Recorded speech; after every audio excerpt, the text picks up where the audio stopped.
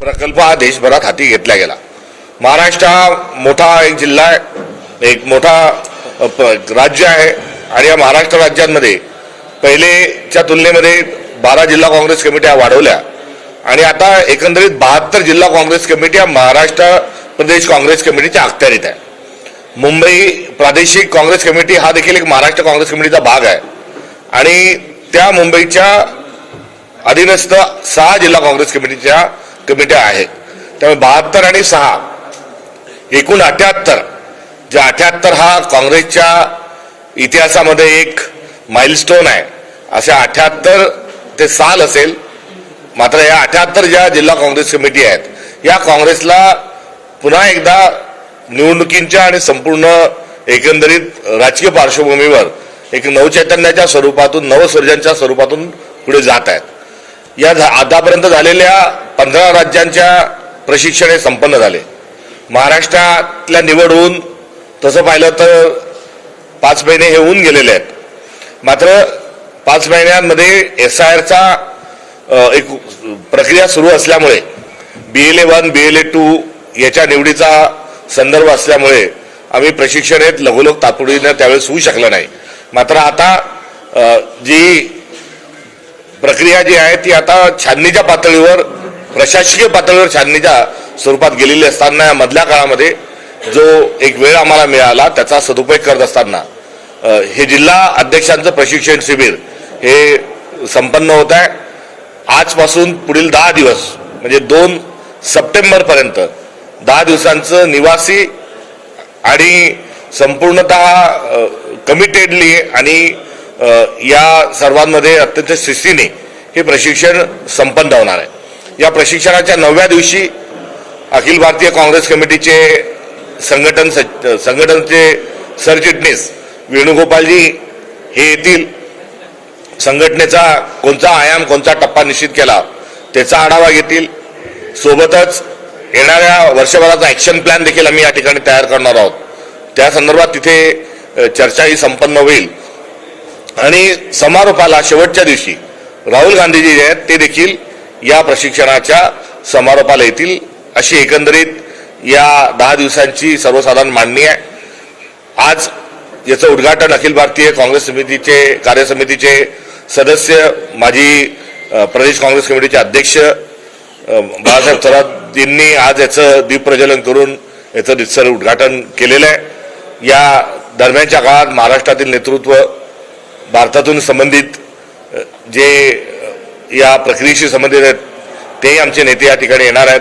त्यामध्ये खासदार शशिकांत सेंथिल हे संघटनविषयक काम बघतात, ते येणार आहेत।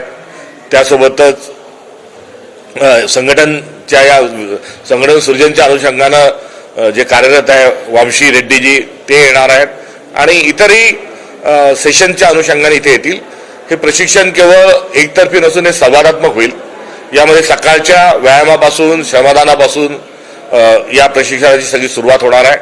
स्वावलंबनही या ठिकाणी राहणार आहे, त्यामुळे कुठलाही लावाजमा आणि कुठलीही तारांकित सुविधा न करता साध्या वातावरणामध्ये आणि साध्या परिस्थितीमध्ये प्रशिक्षण आम्ही संपन्न करणार आहोत।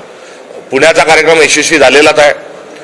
सेवाग्रामला अशा पद्धतीचं प्रशिक्षण होत असताना राहुलजी तिथेही आलेले आहेत। नाशिकला येण्याचं जे आम्हाला एक संधी जी मिळाली त्याबद्दल या ठिकाणी आनंद व्यक्त करतो।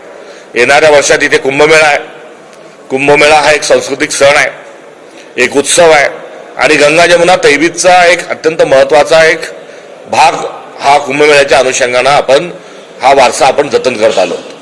आपली आख्यायिका आणि आपली अवधारणा ही आहे की समुद्र मंथनामध्ये विष निघालं आणि अमृत निघालं आणि तो अमृताचा कलश घेऊन जात असताना अमृताची 4 थेंब याच पुण्यभूमी नाशिकमध्ये ही इथे पडलीत आणि त्याचा संदर्भ घेत असताना ही परंपरा सुरू झाली आहे। आज आपण बघतोय की देशामध्ये विष मोठ्या प्रमाणावर पसरवलं जात आहे। द्वेष, मत्सर हा तर आहेच आहे विष स्वरूपाचा, मात्र केंद्रित पद्धत, हुकुमशाही पद्धत हे देखील एक विष आहे। एवढंच नाही तर बेरोजगारी हे देखील एक विष आहे। महिलांची असुरक्षितता हे देखील एक विष आहे। नोकऱ्यांच्या संध्या जाणं हे देखील एक विष आहे। विद्यार्थी हे शिक्षणापासून वंचित राहणं शाळा बंद होणं, या सुविधा ज्या आहेत त्याच्यामध्ये मोठ्या प्रमाणावर भ्रष्टाचार होणं, कुंभमेळ्याच्या अनुषंगाने विकास कामात जो गोडबंगाल चाललं ते आपण बघतोय, तेही एक विष आहे. त्यामुळे जिथे अमृत सांडलंय त्या साक्षात त्या ठिकाणी आज सर्वदूर विष शिंपडला जात आहे. याच्याबद्दल आम्हाला दुःख आहेच आहे.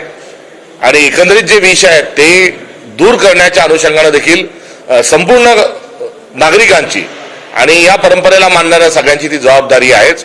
आणि या सर्व प्रक्रियेमध्ये या अमृतांच्या थेंबांना, या अमृताला स्मरण करून आपल्याला राष्ट्र निर्माण आणि समाज निर्माण संविधानान्वये कसं करता येईल ही देखील एक प्रेरणा याच्या मुळाशी कुठेतरी आहे. याच शहरामधील राम हे देखील वनवासात होते. या शहराला अनेक आध्यात्मिक परंपरा असणारा संदर्भ आहे, ऐतिहासिक परंपरा असणाराही संदर्भ आहे. इथेच काळाराम मंदिरामध्ये 1932 ते 1937 या काळामध्ये डॉक्टर बाबासाहेब आंबेडकरांनी काळाराम मंदिराचा सत्याग्रही याच ठिकाणचा आहे. स्वातंत्र्याच्या इतिहासामध्ये या ठिकाणी अनेक घटना ज्या घडलेल्या आहेत, या सर्वांची एकंदरीत जी असणारी पार्श्वभूमी आहे ती पार्श्वभूमी लक्षात घेता हे 10 दिवसाचं शिबिर नाशिकमध्ये आयोजित करत असताना आम्हाला विशेष आनंद होत आहे. या प्रशिक्षणातून आमचे जिल्हाध्यक्ष हे पुढचा अजेंडा, पुढचा मॅन्डेट आणि पुढची भूमिका घेऊन निघतील. आणि 2029 मध्ये आम्ही परिवर्तनाची नांदी या ठिकाणून सुरू झाली आहे असं म्हटल्यास चुकीचं ठरणार नाही. आणि सोबतच जे प्रगत चिंतन एक आज देशात होत आहे, राहुल गांधी आमचे नेते जी भूमिका मांडतात आहे ती भूमिका जनाजनापर्यंत, मनामनापर्यंत, घराघरापर्यंत घेऊन जाण्याचं काम या 10 दिवसांमध्ये आमचे जिल्हाध्यक्ष पुढच्या एका योजनेच्या माध्यमातून साकारतील असा या सगळ्या नाशिकच्या प्रशिक्षणाचा असणारा हा आयाम आहे. ही माहिती आज आपल्याला देत असताना आनंद आहे.